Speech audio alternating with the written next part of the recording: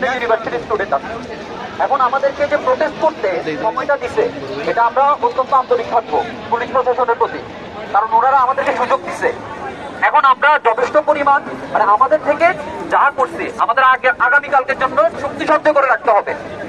আমরা চাই আগামীকাল আমরা আবার সেম ক্রাউড নিয়ে এখানে আসতে পারি।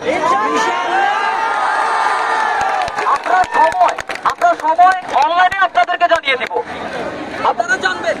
কিন্তু আমরা কেউ এখানে আজকে কোনো হতাহতের ঘটনা ঘটে নাই, কিন্তু ঘটতে সময় লাগবে না।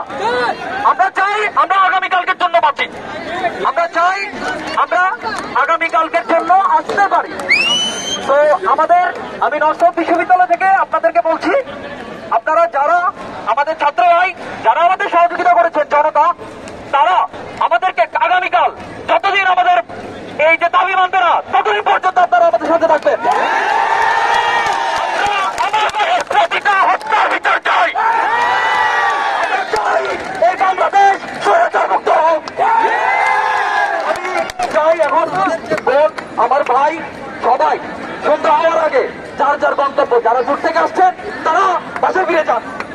আমার আপনাদের কাছে অনুরোধ, তারা দলগতভাবে যান, সবাই যার যার এরিয়া মোতাবেক দলগতভাবে বাসায় যাবেন। তো আমাদের সমন্বয় থেকে ডিসিশন আসছে যে আমরা আপাতত আমাদের কর্মসূচি এখানে আজকের জন্য শেষ করলাম। আই রিপিট, আজকের জন্য। আমরা আবার কালকে চলে আসবো। আশা করি আপনারা আমার কথার মূল্যায়ন করবেন, আর আমার বন্ধুদের সেফটি দিয়ে আপনাদের সবার বাসায় পৌঁছে দেওয়ার দায়িত্ব আপনাদের।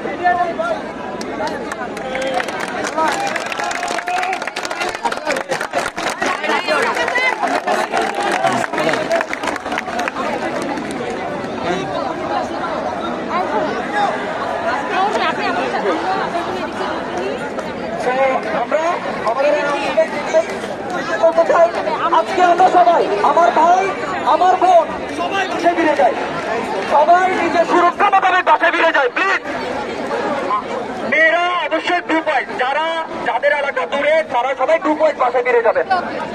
আমি এই বলে আমার বক্তব্য শেষ করছি। আমি সমন্বয়